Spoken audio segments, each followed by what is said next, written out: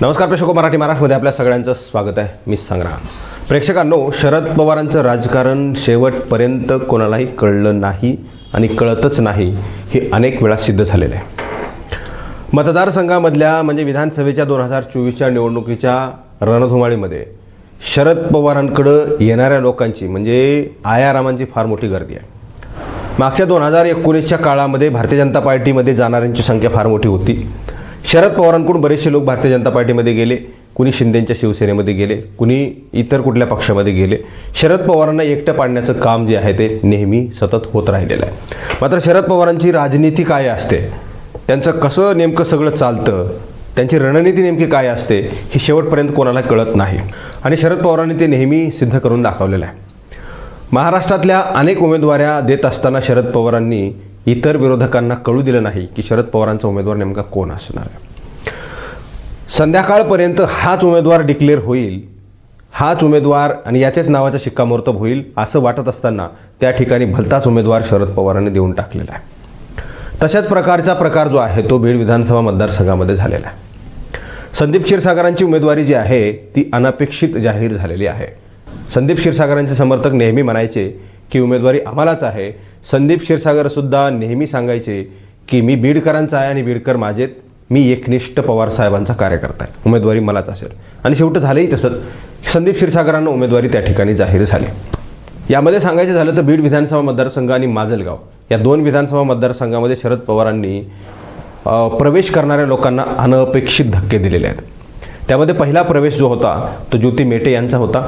ज्योती मेटे यांना बीड विधानसभेची उमेदवारी दिली जाईल असं सांगून त्यांचा प्रवेश घेतलेला होता आणि ऐनवेळी संदीप क्षीरसागरांचं नाव जाहीर करून ज्योती मेटे यांना थेट डावलण्यात आलं. आता ज्योती मेटेंचं जे आहे ते निवडणूक लढवायचं ठरलेलं आहे. त्यांचे कार्यकर्ते म्हणतात ज्योतिताई तुम्ही निवडणूक लढवा. आता शरद पवारांच्या गटामध्ये पक्षामध्ये प्रवेश केल्यानंतर कशी काय निवडणूक लढवी जाईल यासारखी उलटसुलट चर्चा मतदारसंघामध्ये सुरू झाली. मात्र ज्योती मेटेंचे कार्यकर्ते थांबायला तयार नाहीत. कदाचित ज्योती मेटेंचं काहीही ओपिनियन आलेलं नसल्यामुळं ज्योती मेटेंचा निर्णय नेमका काय असेल हे त्या सांगू शकतील, अद्यापर्यंत समजू शकलेलं नाही. मात्र कार्यकर्त्यांचं म्हणणं आहे की ज्योती मेटेंनी निवडणूक लढवावी. आता शरद पवार गटामध्ये एकतर प्रवेश केला आहे, दुसरीकडे बाहेर येऊन अपक्ष कसं लढायचं हा पेच जे आहे ते हा प्रश्न जो आहे तो ज्योती मेटेंसमोर उभा असेल. त्यातून त्या नेमका मार्ग काय काढणार आहेत हे येणाऱ्या काळामध्ये कळेलच. मात्र शरद पवारांनी त्यांना धोका दिला आहे असं त्यांच्या कार्यकर्त्यांचं म्हणणं आहे. तर दुसरीकडे परळीमध्ये सुद्धा तशाच प्रकारचा गेम शरद पवारांनी केला आहे. आत्तापर्यंत म्हणजे ज्या नावाची चर्चा होती त्या ठिकाणी काँग्रेसचा माणूस आयात करून थेट त्याला उमेदवारी जाहीर केली आहे.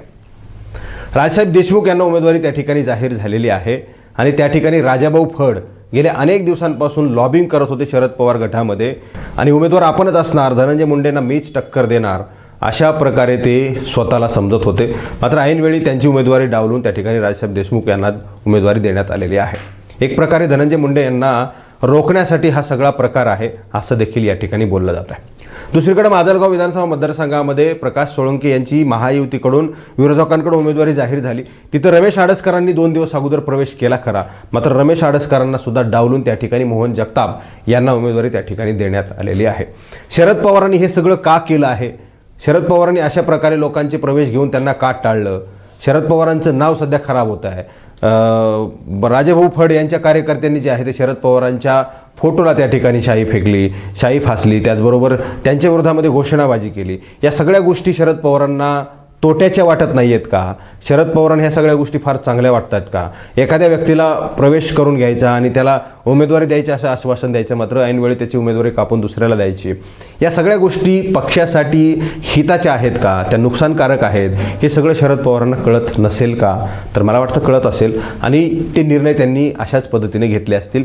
ते पक्षाला विरोधात असतील किंवा मग पोषक असतील. शरद पवारांच्या गटामध्ये सुद्धा अनेक लोक गटतट पाळणारे आहेत, एकमेकांना विरोध करणारे आहेत आणि एकमेकांच्या विरोधामुळेच अशा प्रकारच्या ह्या नव्याने आलेल्या उमेदवारांच्या उमेदवाऱ्या टाळल्या आहेत असं या ठिकाणी बोललं जातं आहे. त्यामुळे येणाऱ्या काळामध्ये शरद पवारांच्या पक्षाला इथं विधानसभेमध्ये जे काही उमेदवारी जाहीर करण्यात आलेले आहेत नव्या लोकांच्या किंवा मग जुन्या लोकांच्या, त्या लोकांमुळे किती फायदा होऊ शकतो हे सगळं जे आहे ते येणाऱ्या काळामध्ये पाहिलं जाईल. मात्र शरद पवारांच्या अशा प्रकारच्या निर्णयामुळे नवीन आलेले लोक आणि जुने पक्षामध्ये असलेले लोक काहींमध्ये काही प्रमाणामध्ये संभ्रम निर्माण झालेला आहे. संदीप क्षीरसागरांची उमेदवारी ही अनपेक्षित जी आहे ती दाखल झालेली आहे. संदीप क्षीरसागर हे त्या ठिकाणी स्टँडिंग आमदार होते. विधानसभेमध्ये त्यांनी मागच्या 5 वर्षे प्रतिनिधित्व केलेलं आहे आणि संदीप क्षीरसागर विशेषतः हे ओबीसी आहेत. मला वाटतं शरद पवारांना ह्या सगळ्या गोष्टी पटल्या नसतील, खटकल्या असतील की संदीप क्षीरसागरांची उमेदवारी काढली तर महाराष्ट्रामध्ये ओबीसींच्या माध्यमातून हा मेसेज जाईल की शरद पवार खरंच जातीवादी आहेत. त्यांनी एका ओबीसी आमदाराला, स्टँडिंग आमदाराला तिकिटापासून काढून एखाद्या कुठल्या तरी मराठा उमेदवाराला निवडणुकीसाठी रणांगणामध्ये उतरवलं आहे, अशा प्रकारचा मेसेज महाराष्ट्रभर गेला असता आणि त्यामुळे शरद पवारांची बदनामी झाली असती. या सगळ्या गोष्टीमुळे कदाचित शरद पवारांनी हा निर्णय घेणं टाळलं असेल आणि म्हणून संदीप क्षीरसागरांची उमेदवारी जाहीर झाली. संदीप क्षीरसागरांचं सोडा, मात्र त्या ठिकाणी परळी, माजलगाव या 2 मतदारसंघामध्ये जे लोक नव्यानं आले होते त्यांचंच काय किंवा मग त्यांच्यासाठी काय नेमकं प्रायोजन आहे? विधान परिषद आहे का? आता विधान परिषद जर 3 द्यावे लागणार असेल तर तिथं 60 आमदार तुमचे निवडून येणारे असले पाहिजेत. जर नाही आले तर किती जणांना विधान परिषद तुम्ही देणार? अनेक प्रश्न येणाऱ्या काळामध्ये उभे राहतात. मात्र सध्या तरी शरद पवारांच्या गटामध्ये नव्यानं आलेल्या लोकांना काहीही सन्मान मिळालेला नाही.